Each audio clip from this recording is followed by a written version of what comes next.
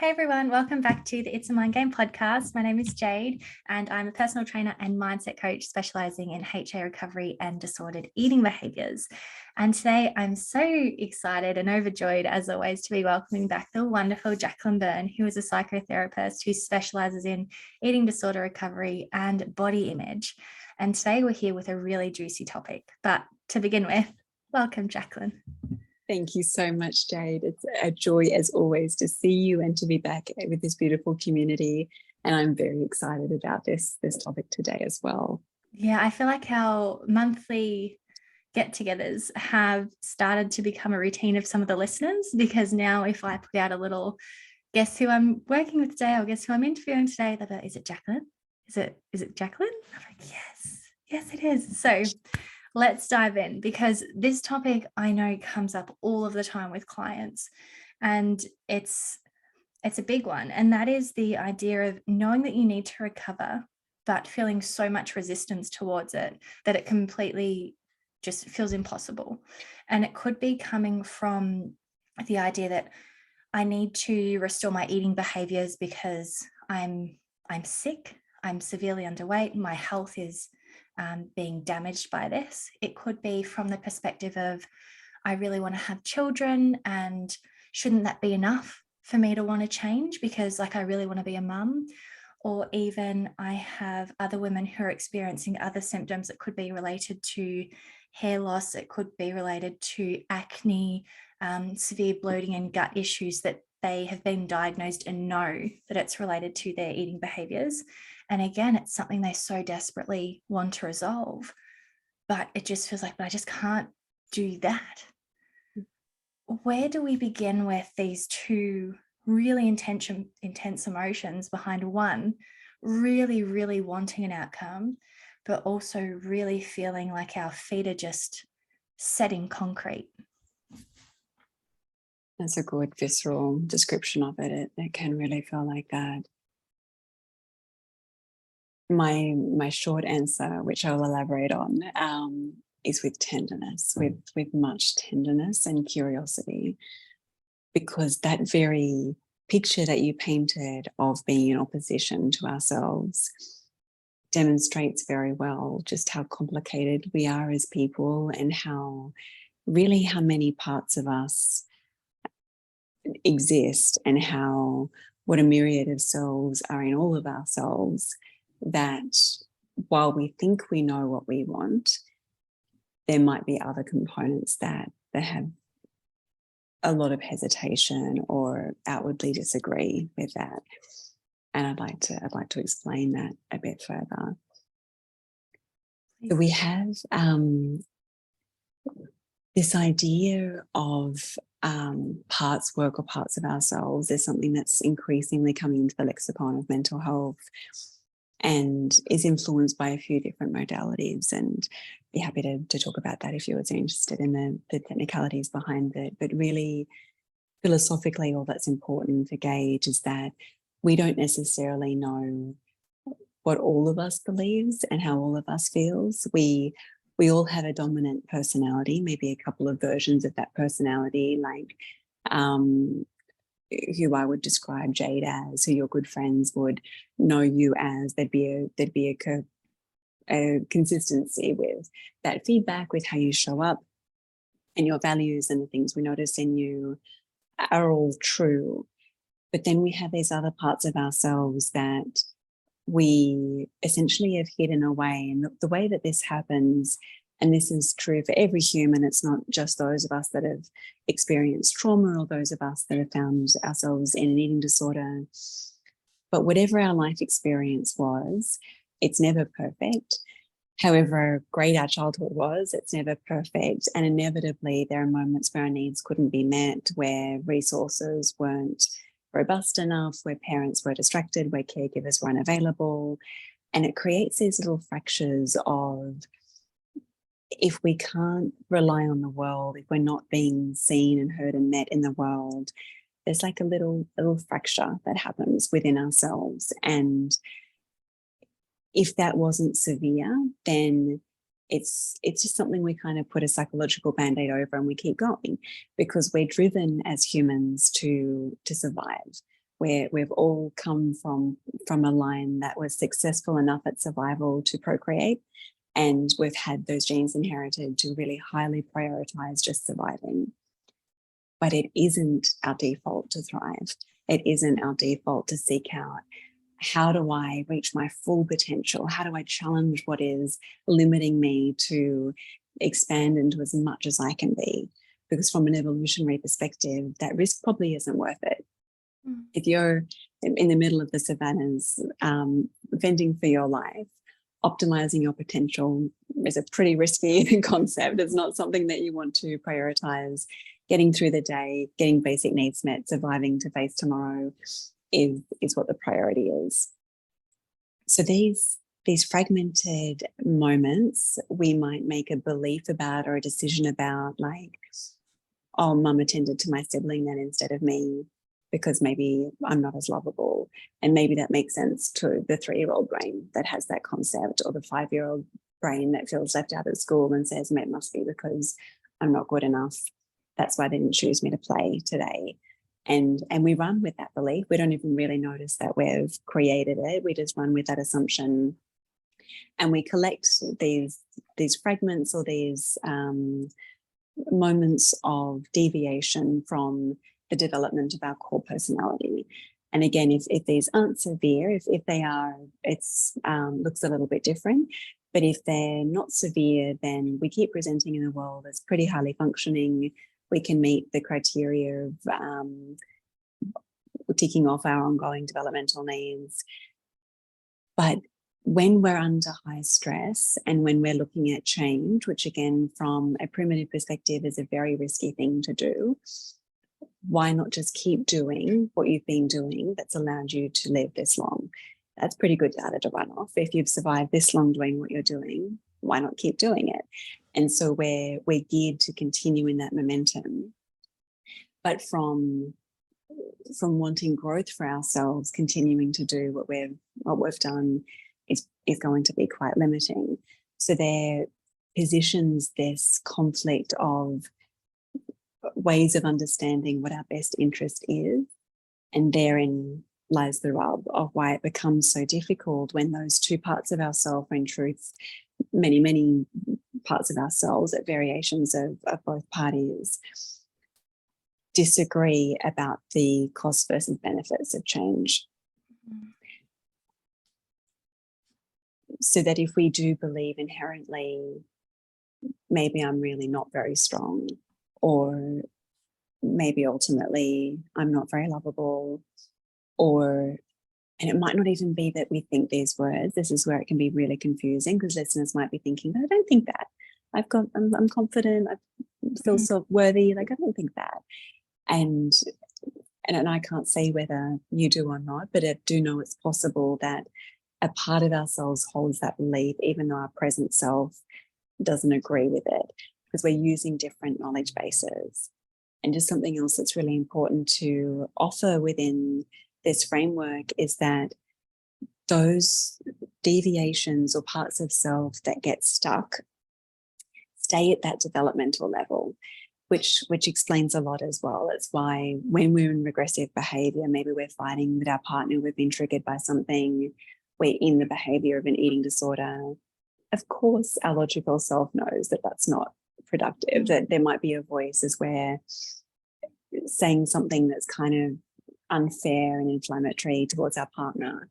There's a voice in our mind as we're witnessing ourselves doing this saying, you're being ridiculous, or this is really unfair, or this is going to end badly, or why are you doing this again? But we can't really stop ourselves because the person behind the driver's wheel in that moment might be 12 years old, might be 16 years old. They've hijacked the programming. And when we've calmed down, our nervous system is regulated, we go back to our present day self, and we might apologize to our partner. We might say, I don't know why I said that. I got carried away. I'm really sorry. And maybe we go further into blame and shame and further reject that part of ourselves, which isn't helpful.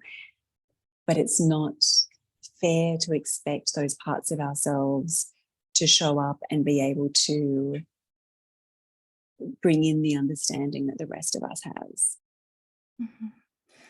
That was wonderful. Thank you. Mm. And so today, rather than me kind of get into a deep chat about everything you've just said, I want to try and take the perspective of some of the women that we work with and perhaps ask questions that I feel like they might be thinking of as you're saying this. Because as you said, it's like, but I'm not like that, or perhaps I'm a lot like that. So a few things have popped up as you were talking. And I guess one of the first ones, it's definitely more coming from the coach side of the fence. But when we're undernourished, it increases our cortisol and pops us in somewhat of a fight-flight response consistently. We're jumpy, we're really reactive, anxiety's heightened, we can get triggered a lot easier. And even though we can still feel, really happy, joyful emotions, for the most part, we're a lot more on the edge than what we perhaps even realize in the moment.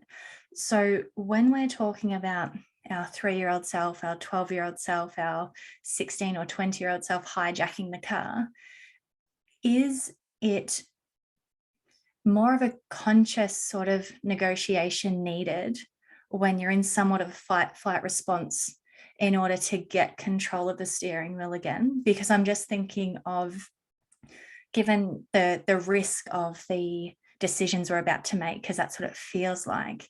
If we're already fearful of outcome, then we're more likely to let that 12-year-old self continue driving. So if someone's listening to this and they can tell that they're jumpy, they're really reactive to things, they have that conversation of, just don't do it, you shouldn't be doing this. And that other voice goes, yeah, but you really shouldn't not do it. What perhaps is an initial thought or practice we might be able to start working on to help not necessarily get the 12-year-old out of the driver's seat, but at least to go, can we slow down the vehicle a little bit? Can we just ease up? And then hopefully we can have a time frame where we can calm ourselves down and start to see that we can swap drivers. But just that initial period, what could we perhaps do if we start to identify with this experience happening? That's a brilliant question. And I love the analogy that's illustrating it like that, because that's very helpful, I think, conceptually, to think about. You've got a 12-year-old behind the driver's wheel, you've got your present day self in the passenger seat. One option is to kind of grab the wheel and try and slam on the brakes and say, what are you doing? Let me do. But that's so dangerous. That scenario is so dangerous. Yeah. So how do you talk to them in a way that's seeking compromise, seeking negotiation? And this might sound radical, but it's what I have found to be ultimately the most truthful. We have to be really careful of assuming superiority over the younger parts. That just like in life, like a 30-year-old might assume they know more than a 12-year-old. I might assume my knowledge basis is bigger, I've had more life experience, you need to listen to me and do it my way. And while, of course, in some instances that might be true, you don't know what the 12-year-old knows that you don't know as well.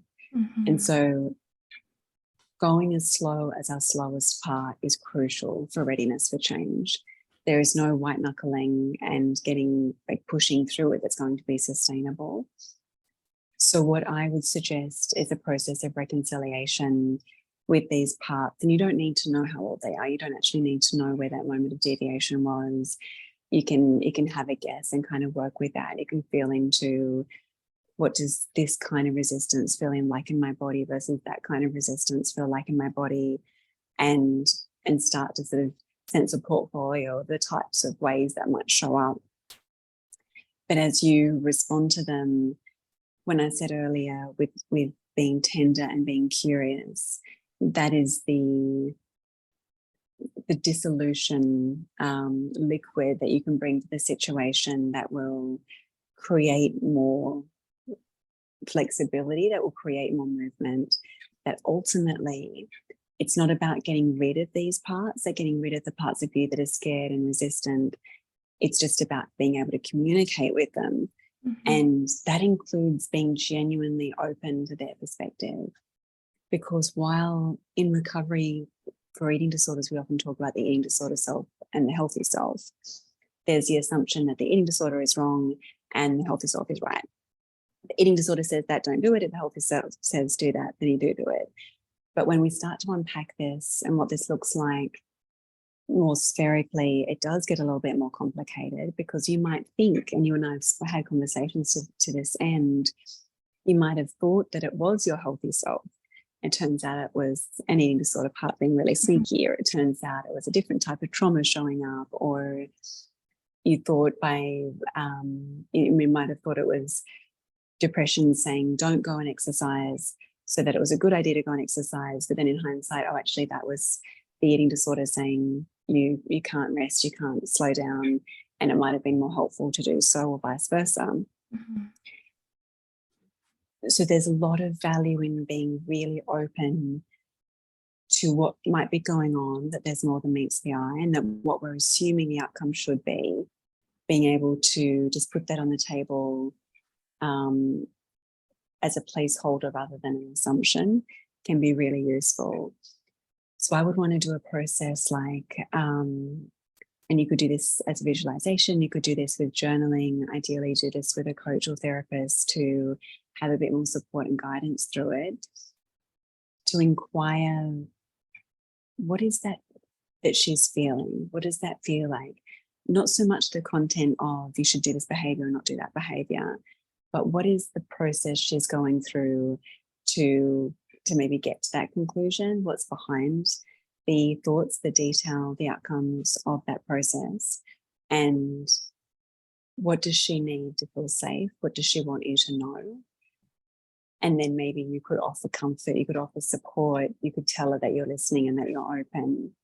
And maybe then if there's safety issues involved, like maybe it's that part that's really upholding restriction, you could try saying something like, I fully see how scared you are in this, and I'm not going to turn my back on you. I'm here for you. I'm not going to abandon you here or ever. And I'm also responsible for keeping us well enough to continue. I'm responsible for making some changes that look after this body that we're sharing. So I have to go and do this behavior now, but I want to bring you with me, and I'm going to come back to check up on you, and I'm going to check back into how you're doing, which sits really differently than how we might have been told to talk to eating disorder parts, like, I'm not going to let you in, I'm going to do this, like, you can't take this away from me, or eating will give me X, Y, and Z back in my life, and you're trying to destroy me. These parts generally don't want to destroy us. They just want to survive, and they're terrified of change, and they're terrified maybe in their misunderstanding of what that means. But getting them on board will be such a powerful ally to just seeking to override. Yeah, I absolutely adore that insight that you've given there, and how beautifully you've described the dynamic between the passengers in the car. Because as you said, for the most part, even though they might present themselves as erratic and irrational and really controlling, there is a core system that is trying to protect you from something. And a common theme I see with a lot of the women I work with, and even on a personal level through my own experiences, there always tends to be this, I can't become an old version of myself because that version of me got teased by the boy I had a crush on, or perhaps I wasn't popular because I was the chubby one, or if I don't show that I'm athletic or that I eat well, I'm going to be seen as lazy. Or if I'm to change eating behaviors, I link them to a part of myself that was really unhealthy, and I felt sick, and it was a really bad time of my life. So even though there's a part of them that needs to recover and heal because they're not really doing well the way they are, a big motivator, or let's say the driver of the car, is actually a past version of themselves that has suffered. And they're just trying to spare the suffering at all cost. And that cost being, I'd much rather be on this side of the fence where I don't run the risk of being bullied or hurt or named lazy or, write the list down. I'd rather not risk that again, because in that moment, it felt like I could die. It felt like I wouldn't survive. It felt like I completely lost myself. And even though the scenarios really vary between, I guess, the experiences, there tends to be that core value or that core belief of, we can't go back there. Like, there is no way we can do that. And that's where I particularly like how you described the questions you could perhaps ask that driver in regards to, what are you feeling? What is it that you want me to know? And it could be that, well, I'm just trying to save you from what happened 5 years ago. That was really bad. We thought things were going to end. We thought no one would ever like us again. And if you can give yourself enough space to have that conversation with yourself, it is really powerful, the answers that you can stumble across. Because again, as you addressed, it's not would you just stop that? Like, I've had enough of you doing this, like enough's enough. Because it could sound a little bit dramatic, but the way I used to kind of negotiate it with myself is like, well, if you had someone taken hostage, like, you're not going to tell the kidnapper, you better let that kid go. You better do it. Because, well, according to the movies, that doesn't work well, right? I'm only going off movies. I got no idea. I'm not a kidnapper. But, but there's that, like, if there's someone really angry and taking charge of something that's dangerous, it's not a really good idea to boss them around. It's really better to try some soothing elements. What have you got to say? Let me see if I can help, and take that tone. And learning to speak to that part of ourselves that perhaps presents as aggressive and a dictator and overall just the ruler of our life, can almost unify that relationship between the two, versus perhaps feeling scared of that other identity. That's brilliant, Jade. I love the hostage negotiation because it's so true, isn't it? Like, if someone was standing there with a loaded gun and we know and we can be very confident, I'm sure, in our data source of films that we've consumed. Clearly accurate. clearly historically accurate, empirically reviewed resources that we're referring to, that really what is disarming is feeling seen. And when people, and even not to take that point too far, but when we look at horrific situations where people have moved in, such as, I'm thinking of like school shootings and situations where there's maybe the antithesis of that dominating, aggressive, annihilating self that moves in a literal sense. It's extremely common for the backstory to that to have been feeling unseen, feeling misunderstood, misjudged, unwelcomed, not belonging. And if there was the potential to have brought in that quality as a remedy, it might have been such a radically protective factor. So if we are in that, the beauty of being human is that we all have relatable selves, that my inner dictator feels similar to your inner dictator, my inner child in many ways feels similar to your inner child, or one of them. And so there's a usefulness in understanding the human experience and what we can bring back to being relevant in us. And that is what tends to happen, is that people melt open when they feel seen, when they feel heard. It's a powerful tool. As long as we move into that with genuine curiosity, rather than to get the outcome that was for our agenda. If we're offering curiosity and tenderness so that it will listen to us and that we can move forward with the program, it might not be as helpful, because of course all of the parts know everything we're thinking. There's no privacy within ourselves. So that agenda is on the chalkboard and they can read it too. But if we're genuinely open to, and I know in my own lived experience, I've been blown away with what I have assumed for decades were faulty conceptions or unhelpful ideas or something I just needed to like get on top of, get better control of, that have actually turned out to be the deepest truths in my life story. And they knew something I wasn't ready to know, that has become evident. And it's just given me such hands down respect to all parts of me, even if it doesn't make sense at the current time. I know there's a wisdom within that I take my hat off to. And our presenting self has so many strengths in terms of functionality, but it's not necessarily our most insightful self. And being open to how those other parts can show up.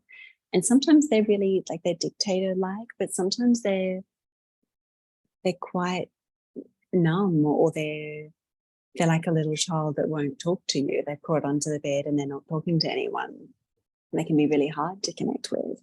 Just exploring how to make sense, how to make space for all of those parts. And in motivational interviewing, which is often used for trying to progress the readiness for change for people with eating disorders. So there's the model, which is often used for addictions and substance use as well, of being in denial, pre-contemplation, contemplation, action, and relapse.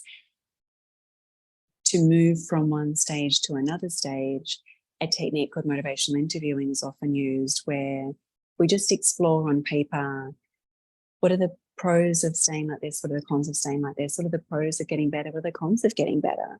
And by helping people, allowing them to say out loud, there are cons in getting better, and there are pros in staying underweight or staying sick or staying without challenging this behavior.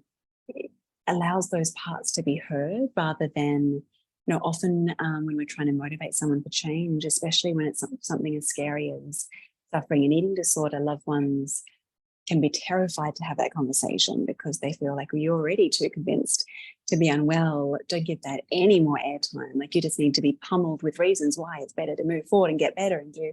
But that actually we tend to sink our heels in and become more resistant.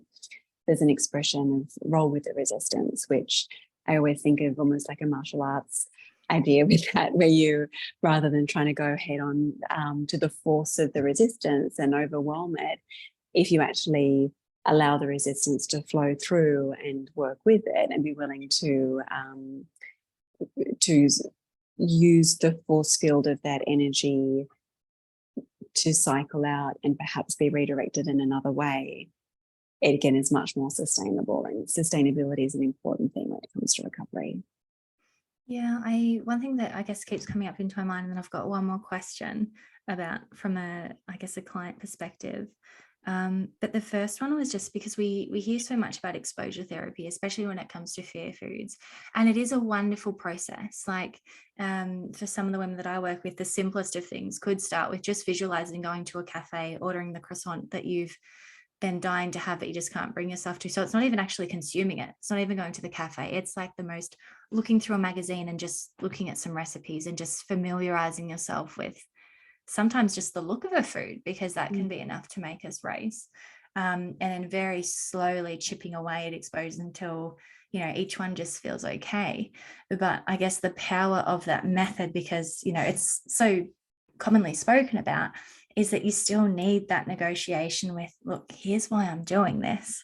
It's because, together we got to be okay, because at the moment, if I want to eat this, I'm feeling really sad. I'm feeling really isolated from my friends and family. It makes me feel not good. So in the past, it was a really good choice for me to avoid this food because I needed to protect myself from X, Y, Z. But I'm not scared of that anymore. I'm actually scared of if I stay the same, or I'm actually scared of whatever it might be, and then leading into whatever exposure it is that you choose, versus kind of hearing exposure therapy works great, but then using that taskmaster mentality, which again, all good intentions. But if you're looking for, I guess, the most complementary method, you really need to have that conversation with yourself of why we're bringing this plan in. Like there is a reason behind the decision to do this, versus just being like, all right, chop chop, here's what we're doing, you better comply. And again, always well intentioned, but then when women go, oh, I can't even visualize. I can't bring myself to do it. It's because that driver of the car is going, you haven't given me a good enough reason for this. Why would I want to visualize that? That's a horrible thing to become familiar with. You saw what happened last time. So it's really incorporating both, I guess, themes into a process versus just thinking, oh, I'll just do one. I'll just talk to my other identities and then the food fears will sort themselves out, or I'll just focus on the food fears and then my other identity. And it's like, you've really got to partner the two and have them do a bit of a dance. Sometimes I say to my ladies, it's almost like, you've got a tango going on, right? And there's a compromise in the partnership that you've got. And sometimes there'll be a slip or a fall, and that's okay. You just get yourselves back together and off you go. But seeing it as more of as you said on the martial arts reference, like a rhythmical process rather than a cross the list tick box kind of process.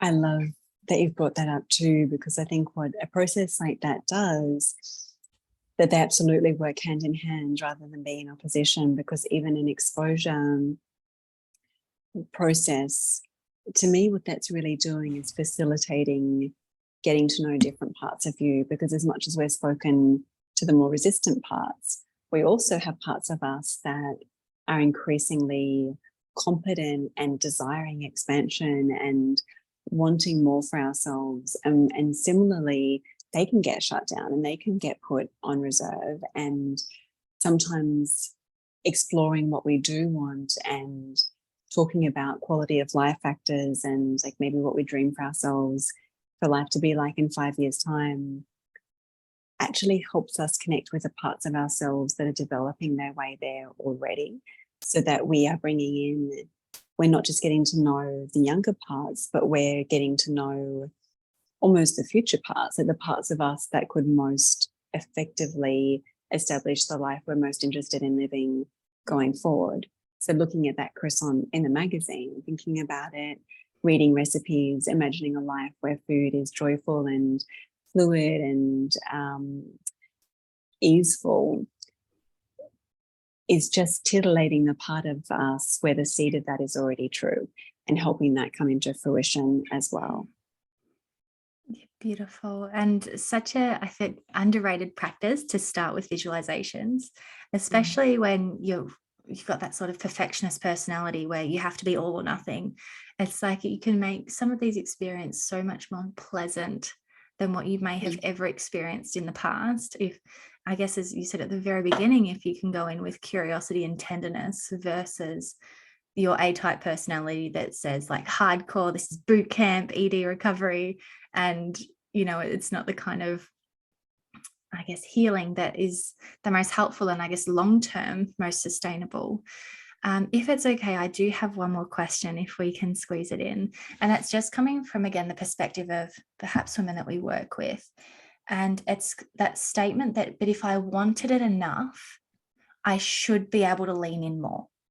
And I say lean in purely because that could be like, I really, really know I should just try the food. I should just take a day off training. I should just have a stretch day, or the smallest little thing you could possibly do, you still have this huge wall up. And then no matter how much you sit on it and think about it and brainstorm your future self and how joyful and beautiful and optimistic it is, as soon as it comes to making change, it's just, no, not doing it. Is that a sign we really just don't want it enough? No. And I'm so glad you asked that question. It's incredibly important to understand. And I would say no more doesn't mean that than if I said, if you can hold your breath for 3 minutes, I'll give you $1 million. And then at the minute mark or 45-second mark, you gasp for breath. And I say, well, it looks like you didn't really want it, Jade, but you would have been able to do it. Your survival instinct will take over and say, we choose oxygen, we choose breath, we want to live. And what is an abstract concept, because we haven't got it yet, is foregone for the priority of survival. And that is what it feels like for someone going through this experience. Conceptually, we might 100% be in agreement that I want this different, healthier, more robust life. But in that moment of choosing to not train today, I choose oxygen. I choose what's kept me alive so far. I choose what's familiar. I want to survive today. And of course, we're not thinking like that literally, but that's the nervous system response we're having to making that decision. So please don't think that. Please don't judge yourself that harshly for that if you've been going through that process. And I think it helps us bring a lot of compassion to the rest of society as well, because anyone stuck in behavior cycles that seem counterintuitive to the values that we might think they should have or that we hold, we realize sometimes we don't have much power at all over what our system chooses to do to survive temporarily. One, I absolutely love that analogy, because I feel like everyone firsthand has had that experience, whether it be as a child on holding your breath under the water to try and beat your brother or your cousin or your auntie or your uncle, or even just, that good old challenge of trying to swim the whole lap of a pool without taking a breath and seeing how that goes. And no matter how much you really push and push and push, your body's going to absolutely make you get up and gasp air before it's going to say, oh, let's just pass out. Because clearly taking a breath isn't on the priorities list, so we just won't take the breath. You'll pass out and we'll go from there. So thank you for sharing that, because I feel like that'll just resonate with everybody no matter what stage of life they're in. Perfect, absolutely perfect. And I also love how you shared just how intense that feeling can be, that perhaps I just don't want it. And I guess being brutally honest with it, it just can't be trusted. Because it's a survival instinct that I guess despite the good intention is tarnished. Yes, exactly. Well said, Jade. I feel like we have a whole other podcast that's brewed from those last few statements, and I would absolutely love potentially next time to dive in just how our system can take over despite our best of intentions. I feel like that'll be another whole chapter that's going to be really educational for the women that we have listening. But for now, I can't believe how quickly the time goes by, Jacqueline. Thank you so much for bringing your wisdom in and really sharing how to start breaking through that resistance. And I guess not even breaking through, just understanding it a little bit better, because I guess at the core of this conversation, it's if you can understand the purpose the resistance is serving, you can better work with it than trying to go fire on fire and going, oh my gosh, the fire just got bigger. Absolutely. Yes. We don't need to battle it. The more we understand it, the more we set ourselves free. I love that. Now, Jacqueline, I'm going to leave all of your contact details in the show notes in case anybody wants to reach out and connect with you. As always, for all of those listening, thanks so much for being here. If you can subscribe or share the podcast, that would be amazing, because the more support we get, the more outreach we get. So that would be awesome. And for now, thank you so much. And we will see you in the next one.